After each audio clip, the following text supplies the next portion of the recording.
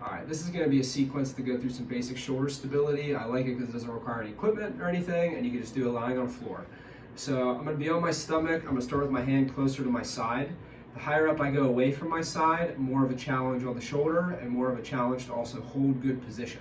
So don't focus on going super high up at the expense of your shoulder not being in the right place. So initially, I'm going to lay down on my stomach on the floor, and I'm going to take my forehead on the back of my hand or the back of my forearm, and this arm's going to be down at my side. Now initially, level one is going to be me just focusing on my shoulder blade position.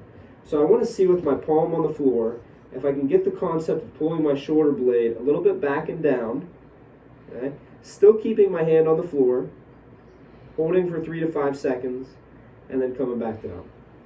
Okay?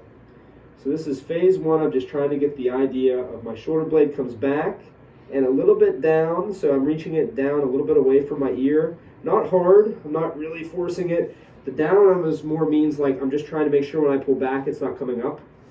So the back and a little bit of like a downward thought, but not really going far into a downward reach. Now next I want to see if I can coordinate this with my trunk. So before I even move my arm, I want to feel like my pubic bone, which is right here at the bottom of my pelvis.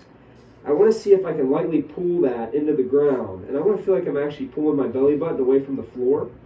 And you may see my belt line kind of pulled down a little bit. This creates a little bit of decompression of my low back. So the idea is that as I'm pulling my shoulder blade, my whole lower back is going to want to collapse. I want to see if I can stabilize my lower back as I do that. So I'm going to pull into my lower abdomen, feel like I'm hollowing my belly button away from the floor a little bit, and then go through the same motion. Hold for 3 to 5 seconds, and then relax. And if that's fine, next step would be for me to do the same thing. You see my thumb almost lifts up off the floor a little bit, and then I want to see if I can keep my shoulder blade and just lift my hand barely off the ground. A lot of people screw this up by trying to lift their hand too high, and you see my shoulder blade tip forward. I want to try and avoid that, so I want to keep that shoulder blade anchored and just lift my hand barely off the ground. And then relax. The opposite of this is then going to be I pull my shoulder blade, I do all my lower back stuff, and I'm actually going to press the heel of my hand into the floor.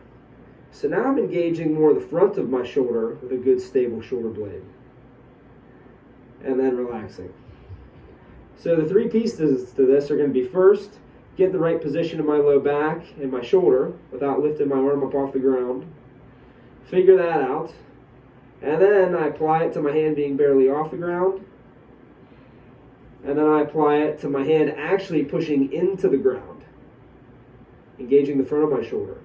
And then I increase the challenge by doing the same sequence further out to the side. So I can go to 45, I can go all the way out towards like human T or a 90-degree angle.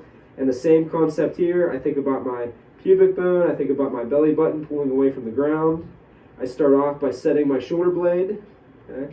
And then I see if I'm able to keep that. I lift that hand barely off the ground. You see I automatically turn my thumb up a little bit. 5 seconds here, and then maybe 5 seconds where I keep my thumb and I press into the ground. So this is more of an isometric contraction of my pec with a stable shoulder blade. Turning out almost takes some of it off of my bicep and my anterior deltoid as well. So great little shoulder stability sequence. It only requires the floor.